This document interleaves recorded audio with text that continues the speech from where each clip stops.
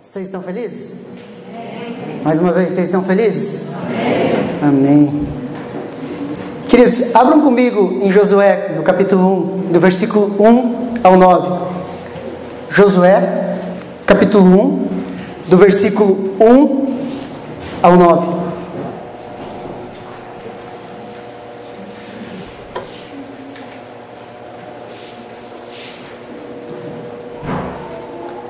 A palavra de Deus, ela fala assim: depois que Moisés, servo do Senhor, morreu, o Senhor falou a Josué, filho de Num, auxiliar de Moisés, dizendo: Moisés, meu servo, está morto.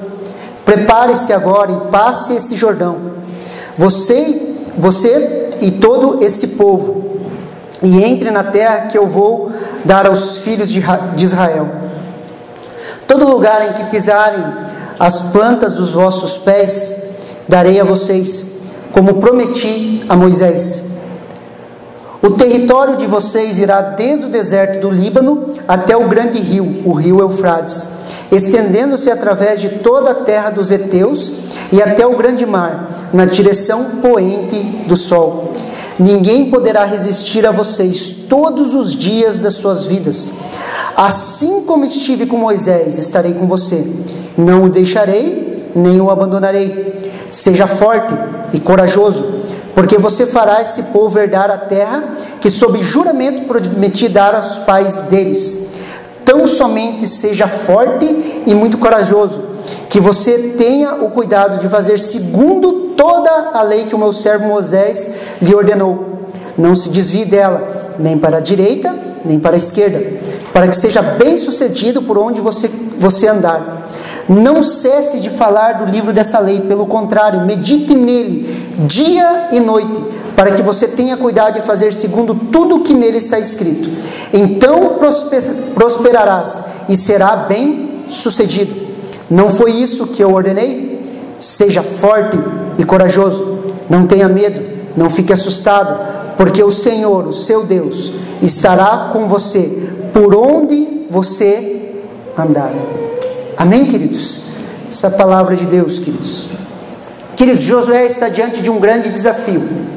Ele está direcionando todo o povo de Israel para entrar na terra prometida. Deus tinha dado uma promessa, queridos, a esse povo, que eles teriam uma terra que emana leite e mel. E esse povo queridos, diante dessa promessa. Aquela geração que estava diante da promessa, queridos, era aquela geração que cresceu no deserto. Toda outra geração já havia morrido. Eles caíram no deserto por causa da sua incredulidade. Eles não creram que eles poderiam entrar na terra prometida, e eles morrem. Aquele povo estava andando 40 anos no deserto, aonde se cessa uma geração, se inicia uma nova geração, e eles estão diante da promessa. Eles estão diante daquilo que Deus tem prometido a eles. Por gerações Deus veio prometendo a eles, queridos. Josué estava diante desse grande desafio de introduzir o povo na terra, levar a geração que nasceu no deserto para entrar na promessa. Em outras palavras, Deus estava falando para Josué o quê? Avance. E esse é o tema da minha mensagem hoje: avance. Queridos, eu e você fomos chamados para avançar. Posso ouvir um amém? Amém. Fala assim, amém. Amém. Nós fomos chamados para avançar, queridos, para caminhar, queridos. A palavra de Deus fala que eu e você fomos chamados para andar por fé, porque o meu justo viverá pela fé. E se ele retroceder, se ele recuar, a minha alma não se agrada nele. Por isso eu e você, queridos, quando andamos por fé, nós andamos em avanço, nós avançamos, queridos, avançamos. E hoje eu quero te desafiar, queridos, a você avançar na sua vida, avançar nos desafios. Eu e você, queridos, avançamos porque nós temos uma promessa. Deus, ele trabalha com promessas. Deus, ele sempre fala de promessas para nos dar uma visão de futuro. Quando Deus falou sobre uma terra que emanava leite e mel, o que ele estava dando para aquele povo? Uma visão. Repita assim comigo: visão. Um quadro do futuro desejável, um lugar a se chegar, queridos. Um propósito, um destino, um porquê viver, um porquê acordar na segunda-feira. Deus estava dando um propósito para aquele povo. Olha o que o versículo 2 fala, queridos. Moisés, meu servo, está morto. Prepare-se agora e passe esse Jordão, entre na terra, você e todo esse povo, e entre na terra que eu vou dar aos filhos de Israel. Todo lugar que puserem a planta dos pés, eu darei a vocês, como prometi a Moisés. O território de vocês irá desde o deserto do Líbano até o grande rio, o rio Eufrates, estendendo-se através de toda a terra dos heteus, até o grande mar, na direção poente do sol. Deus fecha um ciclo com Josué, que Deus olha para Josué e fala assim: o meu servo Moisés é morto. O que Deus estava falando para Josué? Josué, o teu discipulador, o teu mentor, o teu amigo Moisés está morto. Por quê, queridos? Porque ninguém tinha visto Moisés morrer. Moisés dá as ordenanças, sobe ao monte, no monte ele morre, queridos. Judas vai falar que Satanás vem contender pelo corpo de Moisés, mas ninguém tinha visto o corpo de Moisés, ninguém tinha visto Moisés morrer. Deus chega para Josué e fecha um ciclo. É importante nas nossas vidas, queridos, nós aprendermos a fechar ciclos. Por isso que Deus é tão enfático, queridos. Meu servo Moisés é morto. Às vezes a gente lê, mas a gente não entra na história. Agora imagine, você caminhou com uma pessoa durante 40 anos em um deserto, queridos. Você viu Deus falando diretamente com aquela pessoa. Você tinha admiração pelaquela pessoa te treinou, te discipulou. Aquele homem cuidou, Moisés cuidou de Josué como um filho. Todas as vezes que Moisés saía, queridos, para a tenda do encontro, Josué ficava olhando e ia atrás, porque ele queria aprender com Moisés. Agora o seu líder, aquele que estava à sua frente, é morto. Você consegue se colocar no lugar de Josué? Você, diante de um grande desafio, de levar um povo a atravessar e conquistar uma promessa, de repente a pessoa que estava te conduzindo, ela morre. E Deus chega e fecha um ciclo. Josué é morto. E nós temos que aprender a fechar ciclos, queridos. Um exemplo simples é quando você sai de uma empresa. Você precisa fechar o ciclo naquela empresa, sim ou não? Porque senão o teu coração fica lá, eu podia estar trabalhando lá. Fecha-se ciclos. Consegue me entender? Então Deus fecha um ciclo na vida de Josué para que se abra outro ciclo. Josué agora não é mais o segundo, queridos. Agora Josué está à frente do povo. E há uma grande diferença, queridos, em você ser o segundo e você estar à frente de um povo. E sempre quando Deus coloca alguém à frente, queridos, para conduzir, para liderar, queridos, Ele nos chama a assumir novas responsabilidades. Quando Deus estava falando assim com Josué, Ele estava delegando responsabilidades a Josué. Ele estava falando: Josué, assuma responsabilidades. Toda a promessa de Deus, queridos, vem recheada de novas responsabilidades. Todas as promessas de Deus para as nossas vidas, queridos, vem recheada de novas responsabilidades. Todas as vezes que recebemos uma promessa de Deus, queridos, precisamos imediatamente assumir novas responsabilidades. Saímos de uma zona de conforto, queridos. No deserto, queridos, havia o maná, as codornizes, os sapatos não ficavam pequenos, eles cresciam no pé, as roupas não se desgastavam. No deserto, queridos, aquele povo experimentou milagres. Eles não precisavam trabalhar para comer, eles só precisavam andar. E mesmo andando, o sapato não desgastava, era milagre, a roupa não se desgastava, caía maná e vinha carne no final da tarde. Sempre tinha churrasco. Agora, quando eles entrassem na terra prometida, queridos, a primeira coisa que eles tinham que fazer era a terra. Começar a fazer o seu próprio alimento. Novas responsabilidades. Na terra prometida, queridos, o milagre se cessa. Eu gosto de usar o exemplo, queridos. Às vezes a gente está em um culto profético, alguma coisa acontecendo, às vezes vem alguém e libera a palavra profética sobre um jovem e fala assim: Deus te chamou para você ser pastor, Deus está te dando um ministério, você vai tocar pessoas. Aí a mãe do menino chora, todo mundo chora. Eu hoje em dia já olho para aquele, isso aí está no sal. Porque é ruim, pastor? Não, porque é ruim. Porque são responsabilidades. São responsabilidades. Consegue me entender? Novas responsabilidades. Josué tinha uma promessa, versículo 3: tudo em que puser a planta do seu pé, eu darei a vocês, como prometi a Moisés. Parece simples e possível de fazer, sim ou não? A promessa é bem simples, queridos. Aonde você colocar a planta dos seus pés nessa terra é sua. É só você colocar a planta dos pés lá. Olhando assim parece simples, né? É simples e é possível. É só ir lá e pôr o pé na terra prometida. O grande problema, queridos, é que naquela terra tinha gigantes.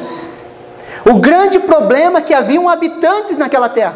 E para você pôr a planta do seu pé naquela terra, você ia ter que sair no soco com os habitantes daquela terra. Você ia ter que conquistar aquela terra. Consegue me entender? Existe a promessa, queridos. Saia andando pela terra, ela é sua, entre nela. Só que isso era impossível. Abram comigo em Números, capítulo 13, versículo do 27 ao 29.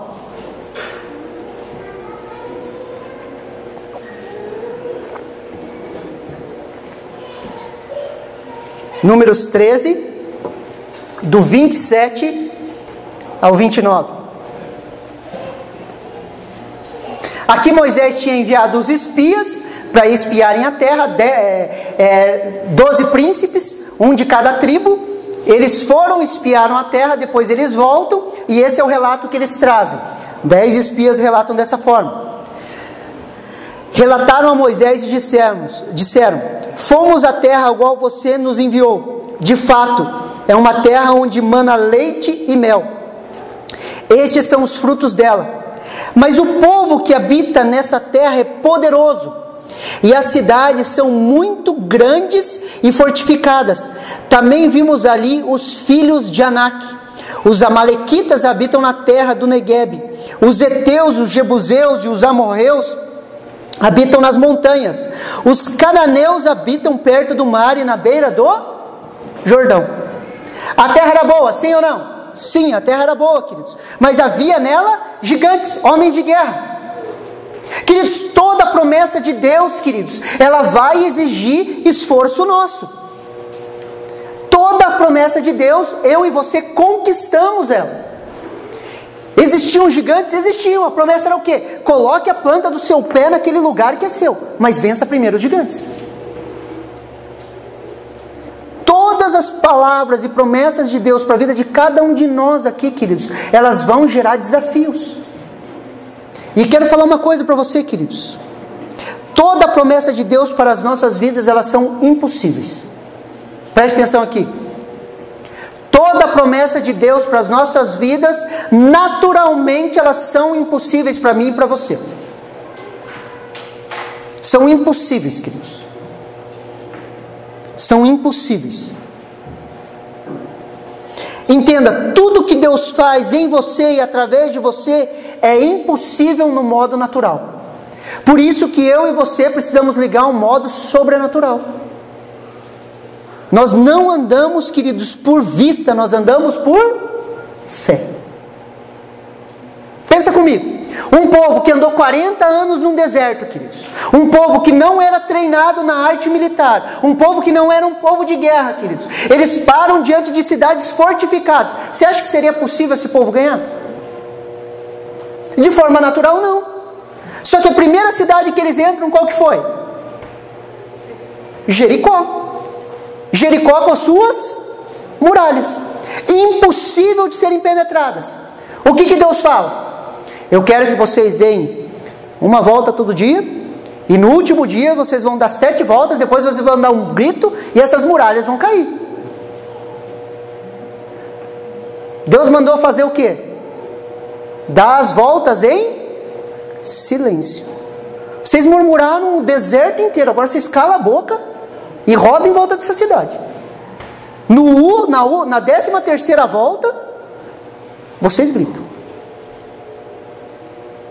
6 voltas durante os 6 dias, no 7º dia eram mais 7 voltas, 13 voltas, o grito e as muralhas caíram. Isso faz lógica para você? Para mim não. Isso cabe na minha cabeça cartesiana, no meu pensamento lógico? Não. Só que aquele povo conquistou vitória, sim ou não?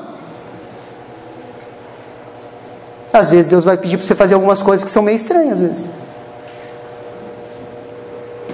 E talvez você não entenda. Mas vai acontecer. Amém? Toda promessa de Deus, queridos, para as nossas vidas, elas são impossíveis. Ao modo natural. Olha o que Deuteronômio, capítulo 8, versículo do 16 ao 18, ele fala.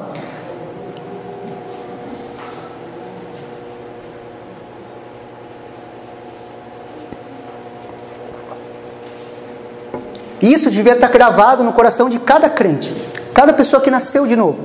Todos aqueles que aceitaram Jesus tinham que ter esse princípio cravado no seu coração. Preste atenção.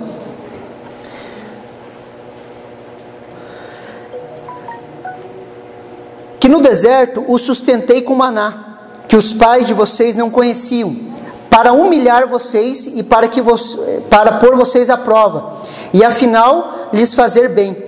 Portanto, não pensem, a minha força e o meu poder do meu braço me conseguiram estas riquezas. Pelo contrário, lembrem-se do Senhor seu Deus, porque é Ele quem lhes dá força para conseguir riquezas, para confirmar a sua aliança, que sob juramento prometeu aos pais de vocês, como hoje se vê. Consegue me entender? Não é a nossa força, queridos, não é a nossa capacidade, não é por causa de nós, é apesar de nós. Tudo que temos, somos e conquistamos, queridos, não é pela nossa força, é pelo agir de Deus em nós e através de nós. Quando nós nascemos de novo, nós começamos a entender isso. Quando temos uma promessa, queridos, precisamos entender essa verdade. Quando temos um chamado, precisamos entender essa verdade. Não é pelas nossas forças.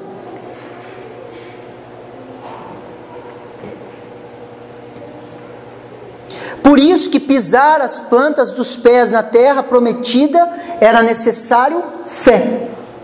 Crer na promessa e crer que Deus agiria através deles. Crer que Deus é poderoso para cumprir o que Ele prometeu. Você tem uma promessa de Deus para a sua vida, sim ou não? Se você tem mesmo e é de Deus, você sabe que é impossível nas suas forças. Você sabe que através do modo natural nós não conseguimos. Toda promessa, queridos, nos leva a um relacionamento. Repete assim comigo, relacionamentos. Mais uma vez, relacionamentos. Toda promessa de Deus, queridos, vai nos levar a um relacionamento com Ele. Versículo 5 do texto de Josué, capítulo 1. Ninguém poderá resistir você todos os dias da sua vida. Assim como estive com Moisés, estarei com você. Não o deixarei, nem o abandonarei.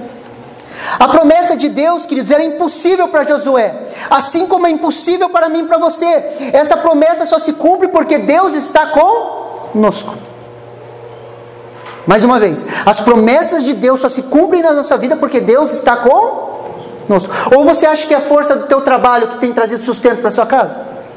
A força do seu braço? Ou você acha que é a sua capacidade humana, o teu QI, o teu QE, o quociente inteligente, o quociente emocional que tem feito quem você é? Não é, queridos. É o agir de Deus através das nossas vidas. Não é mérito nem honra humana. Sim ou não? Se você se conhece bem, você sabe que é sim. Mateus capítulo 28, versículo do 19 ao 20, a palavra de Deus fala assim: portanto, vão e façam discípulos de todas as nações, batizando-os em nome do Pai, do Filho e do Espírito Santo, ensinando a guardar todas as coisas que eu tenho ordenado a vocês. E olha a promessa que Deus nos dá: e eis que estou com vocês todos os dias até o fim dos tempos. Avançamos porque Ele é conosco. Deixa eu te falar uma coisa, para você entender aqui. Quando, queridos, Deus nos dá uma promessa, quando Deus fala algo para nós, quando Deus nos dá um chamado, aquilo lá é impossível para eu e você realizarmos. Só que desse impossível, queridos, esse impossível nos leva a um relacionamento com Ele. E quando nós estamos tendo relacionamento com Ele, Deus conosco começa a agir naquilo que Ele quer fazer nas nossas vidas. Consegue me entender? Porque se aquilo que Ele pediu para você fosse possível para você, você faria e depois você ia se orgulhar, falando: fui eu quem fiz. E pior, você ia falar: eu fiz, eu consegui, por que os outros não conseguem? Você ia começar a se comparar e achar que você está acima da carne seca. Tirando Jesus de nós aqui, queridos, ninguém presta. Só que se nós nos destacamos no reino de Deus pelas nossas qualidades naturais, nós começamos a nos achar melhor do que os outros. Por isso, queridos, que Deus fala em Romanos, no capítulo 3, queridos, que todos nós se fizemos inúteis. Nós não alcançamos a Deus com os nossos esforços. Por isso que nós necessitamos da graça de Deus sobre as nossas vidas. Todas as religiões do mundo, queridos, você vai encontrar a palavra amor, misericórdia, cuidado, caridade. Só que só no cristianismo, queridos, você encontra a palavra graça. A graça é o favor imerecido de Deus sobre as nossas vidas.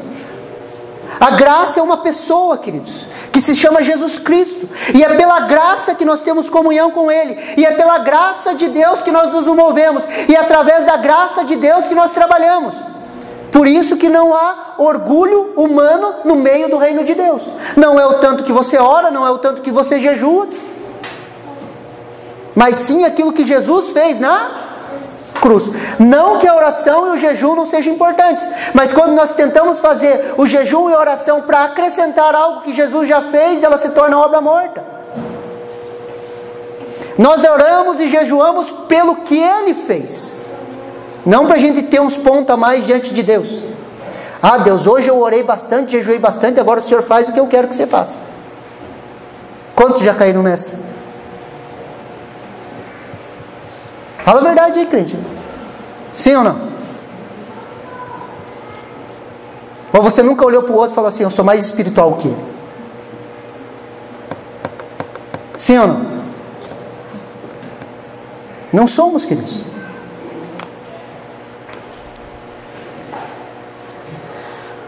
Olha que interessante, Romanos capítulo 8, versículo 31 ao 32. Carta aos Romanos, versículo 8, capítulo 31 ao 32.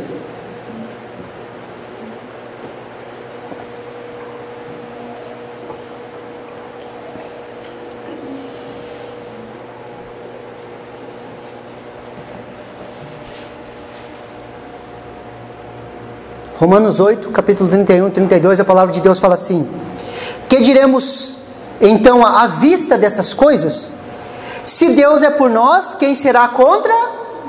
Mais uma vez, se Deus é por nós, quem será contra? Nós. Aquele que não poupou o seu próprio filho, mas por todos nós o entregou, será que não nos dará gratuitamente com ele todas as coisas? Sim. Se Deus é por nós, quem será contra? Nós. Quando nós desenvolvemos um relacionamento com Deus, queridos, nós começamos a caminhar com Ele. E Deus é conosco. Sim ou não? Sim.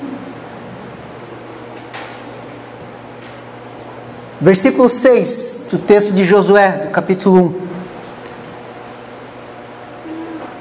A palavra de Deus fala assim: seja forte e corajoso, porque você fará esse povo herdar a terra que, sob juramento, prometi dar aos pais deles. Seja forte e corajoso. Para avançarmos, queridos, nas nossas vidas, nós precisamos ser fortes e corajosos. forte e corajoso. Seja forte. A ideia de ser forte, queridos, na nova aliança, não está associada a uma força humana ou natural. Preste atenção aqui. Ser forte, queridos, na nova aliança, ser forte no reino de Deus, não está associado, queridos, a uma força natural ou humana. Não está associada, queridos, ao seu consciente emocional ou ao seu consciente intelectual, o QI ou QE. Não está associado a isso, queridos. Está associado ao seu grau de rendição, ao quanto você se rende à palavra de Deus. Quando nos rendemos a Deus, as nossas fraquezas, nas nossas fraquezas o poder de Deus se manifesta. Nas nossas fraquezas o poder de Deus se manifesta. Abram comigo em 2 Coríntios capítulo 12, do versículo 7 ao 10.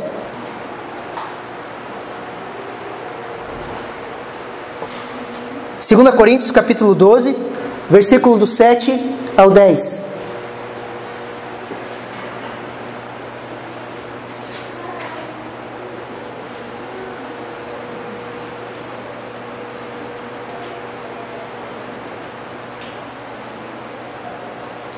Um pouquinho antes ali, Paulo ele fala do seu currículo na carne, falando que ele era fariseu de fariseu, circuncidado ao 8º dia, da tribo de Benjamim. Ele dá todo o seu currículo, queridos, que conhecia um homem que foi arrebatado aos céus, não sabe se no corpo ou fora do corpo. E ele chega ali no versículo 7, ele fala assim: e para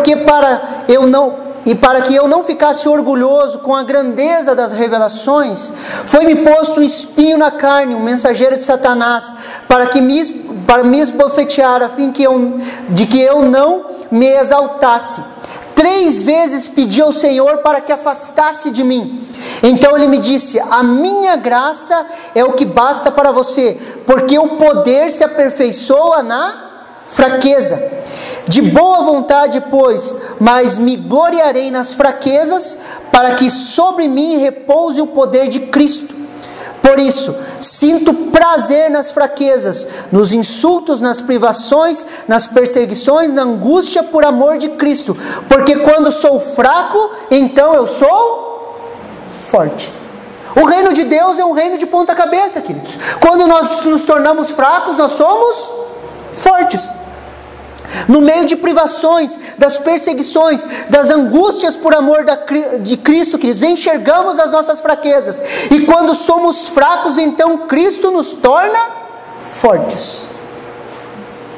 Lembra lá quando Isaías, no capítulo 6, ele vê os céus abertos, ele vê Deus sentado em um alto e sublime trono? Quando ele tem uma visão de Deus, o que acontece, queridos? A primeira coisa que acontece é as suas fraquezas virem para cima. E ele fala: eu moro em uma geração de impuros lábios, e eu mesmo sou um homem de lábios impuros. Eu sou um baita de um fofoqueiro. Eu fico falando mal dos outros. Era isso que Isaías estava falando. E quando Isaías confessa o seu pecado, o que acontece? Um anjo vai, pega com uma tenaz, uma brasa, toca os seus lábios e santifica os seus lábios. Mas por que o anjo tocou os lábios de Isaías? Porque Isaías achou a sua fraqueza nos seus lábios. Aonde ele foi fraco, Deus fez ele forte. Tanto é que Isaías é considerado o evangelho do Antigo Testamento, onde existem várias menções messiânicas. Deus santifica o lábio de Isaías para que ele profetize a respeito de Jesus. Só que isso aconteceu porque ele deu de cara com as suas fraquezas. No reino de Deus, queridos, o ser fraco, ou ser forte, seja forte, é ser fraco, queridos. Quando nós olhamos para Deus, entendemos as nossas limitações, confessamos diante dele, e o poder dele se aperfeiçoa nas nossas fraquezas. Por isso que não dá para admitir hipocrisia dentro da igreja, queridos. As pessoas vestem uma capa religiosa, queridos, como se não tivessem defeitos nenhum, e começam a andar quase flutuando sobre a igreja. Sendo que nas suas fraquezas confessadas diante do Senhor, o poder de Deus se aperfeiçoa naquilo. Aonde você foi ferido, queridos, Deus quer usar para curar pessoas. A área que você foi machucado, a área que muitas vezes você é fraco, Deus usa aquela área, queridos, para abençoar pessoas. Eu caminhei muito tempo com um pastor Fábio de Paranavaí. Eu conto porque ele conta em púlpito e não tem problema. Ele foi violentado quando ele era novo. quando ele era adolescente? Violentado sexualmente. E quantas vezes ele fala sobre os abusos que ele sofreu, e pessoas são curadas, queridos.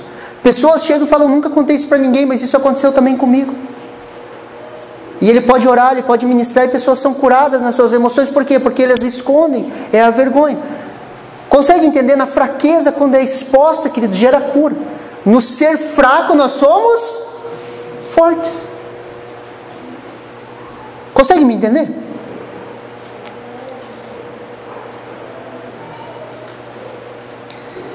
Seja forte, seja corajoso. Queridos, nós somos corajosos. Dá um amém aí, crente. Amém. Fala assim: eu sou corajoso. Você é corajoso. Nós somos um povo de coragem, queridos. Corajosos, queridos, para viver a vontade de Deus. Não somos vencidos pelo medo. Somos corajosos, queridos, para viver a vontade de Deus. Olha o que 2 Timóteo, capítulo 1, versículo 7 fala. Segunda carta a Timóteo, capítulo 1, versículo 7.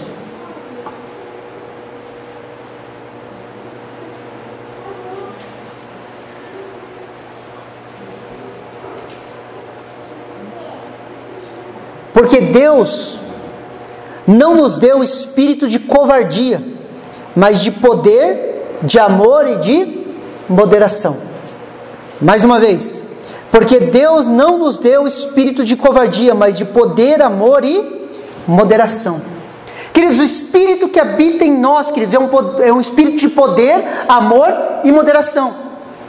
Preste atenção aqui. Quando olhamos para nós mesmos, queridos, nós podemos ter medo. Preste muita atenção aqui. Quando você olha para você, muitas vezes, nos desafios do dia a dia, nos desafios da vida, querido, em tudo aquilo que nós temos que enfrentar, muitas vezes nós temos medo. Quando nós olhamos para nós mesmos, queridos, mas existe um espírito que habita em você, que é muito maior do que você, e quando se manifesta em você, é um espírito de coragem. Consegue me entender? Existe algo, queridos, que é muito maior do que nós. Não é um espírito de covardia, por isso eu e você avançamos. Por isso eu e você caminhamos para as promessas de Deus para as nossas vidas. Por isso que eu posso afirmar para você que você é uma pessoa corajosa em Cristo Jesus. Você é uma pessoa que pode avançar. O espírito que habita em nós, queridos, é um espírito de amor, poder e moderação. Não é um espírito de medo. Nós não somos guiados pelo medo. Nessa pandemia, queridos, há um espírito de medo junto com essa pandemia. E nós não somos vencidos por esse espírito. Amém? Versículo 7 do texto de Josué. Continuando lá. Tão somente seja forte e muito corajoso, para que você tenha cuidado de fazer segundo toda a lei que o meu servo Moisés lhe ordenou. Não se desvie dela nem para a direita nem para a esquerda, para que seja bem sucedido por onde você andar. Não cesse de falar do livro da lei. Pelo contrário, medite nele dia e noite, para que você tenha cuidado de fazer segundo tudo que nele está escrito. Então, você prosperará e será bem sucedido. Tenha cuidado de fazer tudo segundo o livro dessa lei. Queridos, a conquista estava condicionada à obediência. Repete assim comigo: conquista está condicionada à obediência. A conquista da terra, queridos, estava condicionada à obediência da lei, ao entendimento e aplicação da lei. Isso também se aplica para as nossas vidas hoje. Mesmo na dispensação da graça, queridos, mesmo vivendo no tempo da graça de Deus, mesmo vivendo nessa dispensação, queridos, a nossa vida e as conquistas das nossas vidas, as obras que nós fazemos, elas estão condicionadas à obediência desse livro. a obediência da palavra de Deus. Tiago, capítulo 1, versículo 22, fala assim: sejam praticantes da palavra, não somente ouvintes, enganando a vocês mesmos. Precisamos ouvir, queridos, e praticar. As promessas de Deus estão também condicionadas para nós, em ouvir, compreender e praticar a palavra. Queridos, eu e você precisamos ouvir a palavra, nós precisamos compreender, ter a revelação dentro de nós e depois praticar. A prática da palavra.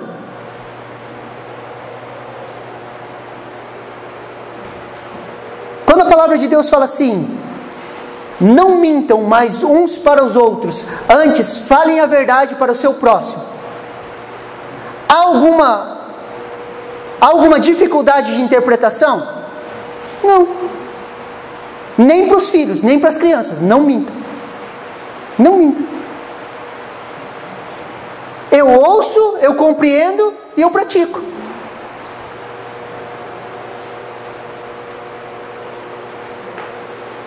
Aquele que roubava, não roube mais.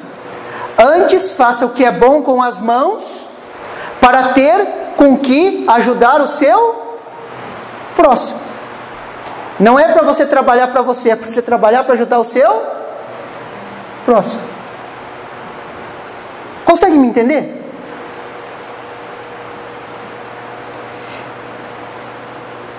Por isso, volto a repetir, queridos, as coisas de Deus não acontecem de forma automática. Quarta-feira nós estávamos conversando aqui sobre isso. As promessas, o propósito, o plano de Deus, aquilo que Deus tem separado para a sua vida, ela não acontece de forma automática. Ela não acontece assim, o esperar em Deus não é assim, eu vou sentar no meu sofá, não vou fazer nada, Deus vai fazer tudo e as coisas vão acontecer, queridos. Não, não é assim. Não vai acontecer.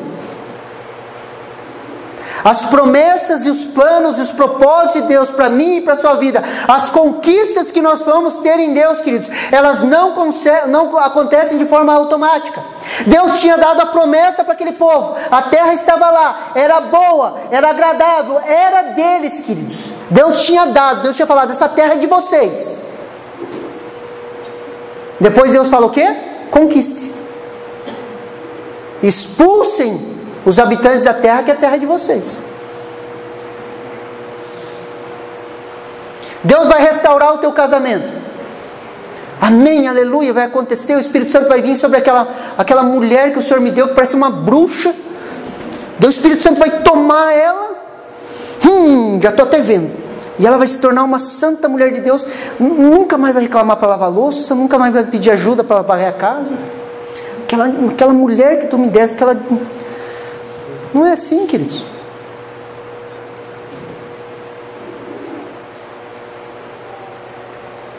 Deus vai restaurar o seu lar. E quando Ele for restaurar o seu lar, Ele vai começar por você.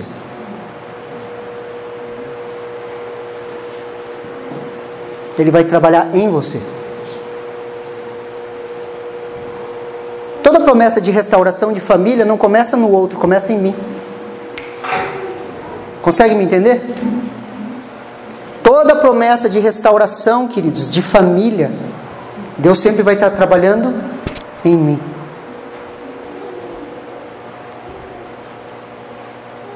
Fala um amém aí, crente. Porque a gente sempre quer que o outro mude, né? É ele que não presta, pastor. Aquilo ali não presta. Você é responsável pelo sim que você falou no altar para ele. E é por isso que você não pode largar dele. Você é responsável pelo sim. Sim ou não? Consegue me entender? Só que sempre a gente quer que o outro... Deus dá uma promessa, queridos. Eu e você entramos na presença deles. Me relaciono com ele e começo a conquistar as coisas. Começo a conquistar a restauração da minha casa. Sendo transformado à imagem de Jesus. Você imagina Jesus de cara amarrado? Ela não fez o que eu quero. Não vou falar com ela agora. Você imagina Jesus fazendo isso? Imagina se Jesus fosse ficar emburrado com aqueles doces que ele andou, queridos. Ele ia ficar emburrado o dia inteiro. Ele falava uma coisa, Pedro se atravessava. Tomé ficava falando para os outros: isso aí não vai dar certo. Isso é mentira. Judas já estava olhando no saco de dinheiro. Será que tem muito? Será que tem pouco? Volte e meia ele roubava um pouquinho para ele.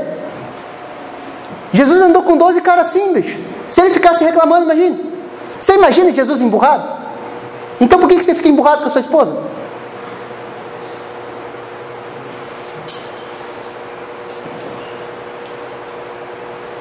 Consegue me entender? Sempre começa em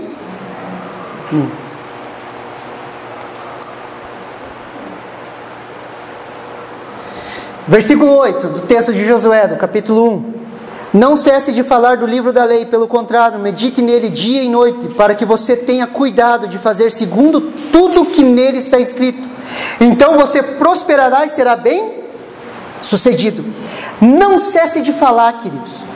Precisamos, queridos, amar a palavra de Deus, meditar nela de dia e de noite, em nossas casas, queridos. Nos dedicamos, preste atenção aqui em mim, eu e você nos dedicamos a tantas coisas, queridos. Nós nos dedicamos aos nossos estudos, ao nosso trabalho, a tantas coisas nós nos dedicamos, queridos. E muitas vezes com foco de ser bem sucedido. Sim ou não? Você não faz o seu trabalho da melhor forma possível, pensando em ser bem sucedido? Sim, não tem nada de errado. Só que a palavra de Deus, queridos, ela nos dá, entre aspas, um atalho, ou nos mostra o caminho. Medita nessa palavra dia e noite. Não se afaste dela. E você prosperará e será bem sucedido. Queridos, ser próspero não é ser rico. Presta atenção aqui. Tem gente que é rica, queridos, mas não é próspero. Tem gente que é rica, queridos, e o pior é que ela só tem dinheiro e não tem mais nada. Prosperidade, queridos, é o agir de Deus em todas as áreas da sua vida. Aonde a sua área financeira é tocada, a sua família é tocada, a palavra de Deus diz que a bênção do Senhor, ela enriquece e não traz consigo seus males. Quantas pessoas, queridos, enriqueceram, veio com tudo isso, muitos males. Divisão na família, briga, discórdia. Só que a bênção de Deus é estabelecida sobre as nossas vidas, ela enriquece, ela nos faz prosperar financeiramente e não traz seus males. Posso ouvir um amém? Fala amém. É isso aí, queridos. Precisamos meditar e amar essa palavra, queridos. Nos dedicar a ouvir, a compreender, a falar essa palavra, a ruminar essa palavra. Versículos, textos, repete. Prega para você mesmo. Queridos, antes de ser pastor, eu não tinha para quem pregar, eu pregava para mim mesmo. Eu ficava pregando para mim mesmo. Eu queria ter um grupo familiar, deixa eu dar um testemunho aqui para vocês. Eu queria ter um grupo familiar, a gente chamava de célula. E eu não tinha célula, queridos. Eu queria que meus amigos viessem na célula. Só que eles só tiravam um sarro de mim porque eu tinha virado crente. Ah, virou Bíblia, aí o crente. E daí o que eu fazia, queridos? No horário que o pessoal fazia célula, eu colocava as cadeiras assim, ó, o sofá, só que não tinha que ter ninguém em casa. Porque uma vez minha irmã me pegou, achou que eu estava ficando louco. Daí eu pegava assim, começava a fazer e pregava, queridos. Pregava ali para as cadeiras. Daí depois eu ia lá e orava, eu colocava a mão assim, daí eu falava, Deus, eu abençoo o Elcio, que era um amigo meu. Como se eu estivesse orando por ele. Daí eu abençoo o Alexandre, montei e saía orando assim, ó, sozinho. Terminava a célula, amém, aleluia, glória a Deus, e saí. Queridos, hoje esses caras estão tudo convertido, é a base da liderança da igreja de Curitiba. Ficava igual louco pregando sozinho. Tem gente, queridos, que tem vontade de pregar, tem o desejo de pregar, mas já quer pregar no púlpito. Prega no teu quarto, prega para as cadeiras, prega sozinho.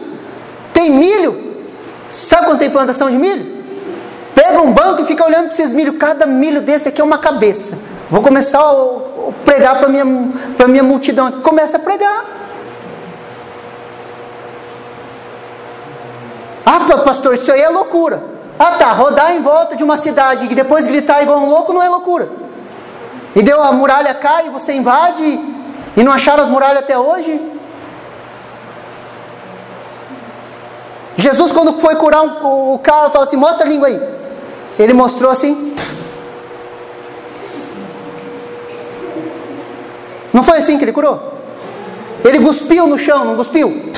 Fez uma bolinha de lodo assim, enfiou no buraco do olho do cara, vai lavar lá. Curou, não curou? Não estou falando de você cuspir nos outros, a não ser que Deus mande.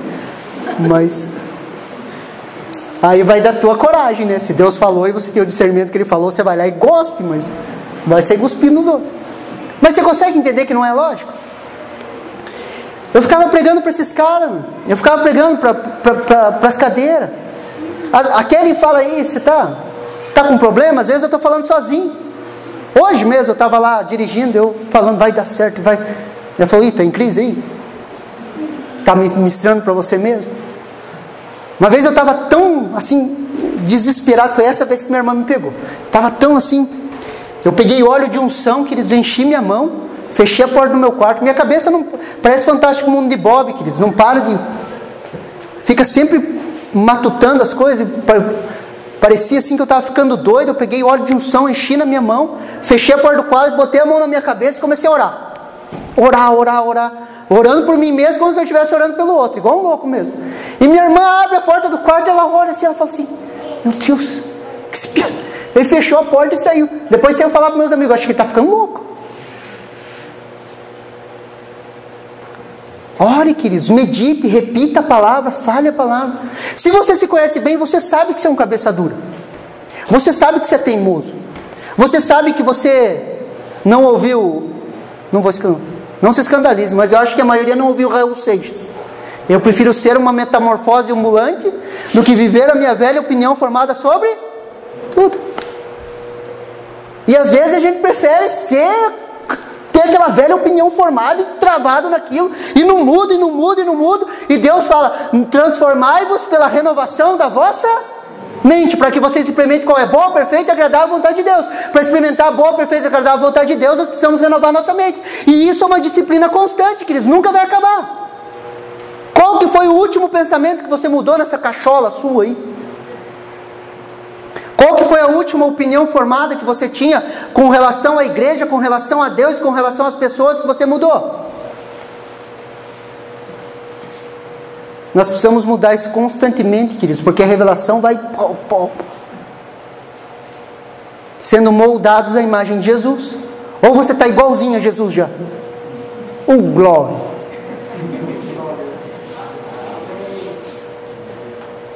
Então quase como Enoque, pastor, estou andando com Deus e daqui a pouco ninguém vai mais me ver. Só aconteceu uma vez na história, queridos, não repete isso. Só Enoque mesmo. Eu e você, trabalho duro para renovar a mente. Consegue me entender? Precisamos voltar a essa palavra, queridos. Não cesse de falar desse livro da lei, pelo contrário, medita nele dia e noite, para que você tenha cuidado de fazer segundo tudo que nele está escrito. Então prosperarás e será bem sucedido. Medite dia e noite, queridos. Leia trechos, guarde trechos. Quando eu trabalhei por 3 anos e meio com usinagem, numa metalúrgica. A gente usava jaleco, aqueles jalecos. Eu cortava, eu escrevia versículos assim, queridos. Vários versículos eu colocava dentro do bolso do jaleco. E daí eu ficava tirando aqueles versículos, colocava na máquina e ficava decorando enquanto ia trabalhando. Sempre com versículos na minha blusa. E uma vez, eu aprendendo sobre dons espirituais, isso foi impressionante na empresa. E o pessoal da empresa, eles faziam reciclagem de papel, pegavam um papel sulfite, se tinha impressão em cima, virava embaixo, porque a gente só tinha que fazer anotações, às vezes de peça ou soma, e eles deixavam lá. Queridos, um dia eles deixaram um monte de papel assim, sabe o que era aquilo? Um estudo sobre dons espirituais. Verdade, não sei de onde que tiraram, na metalúrgica. Peguei aquele estudo, coloquei debaixo da gaveta, queridos, e ficava estudando aquilo. Enquanto trabalhava, estudava ali. De Deus aquilo. As ministrações daquele estudo me marcam até hoje.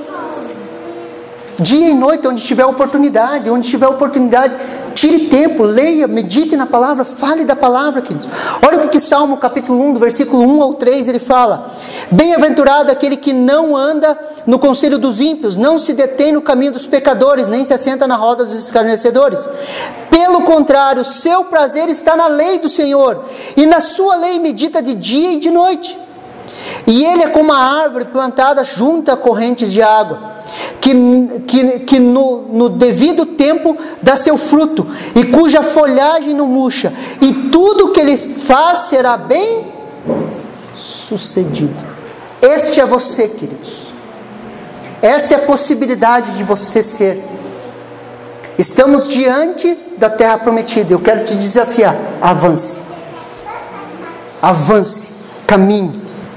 Ser bem-sucedido, queridos, está associado ao nosso tempo e dedicação em meditar na palavra de Deus. Avançamos porque amamos essa palavra. Você recebe essa palavra no seu coração, queridos? Você recebe? Essa palavra falou com você hoje? Eu quero te desafiar nessa noite a você avançar para o propósito de Deus para a sua vida. Eu quero ser boca de Deus para falar ao seu coração. Seja forte, seja corajoso. Você vai herdar a terra. Você vai herdar as promessas de Deus para a sua vida. Você vai herdar aquilo que Deus tem prometido à sua família. Creia nisso, queridos. Avance no propósito, no plano de Deus para a sua vida. Vamos nos colocar de pé, vamos orar, queridos.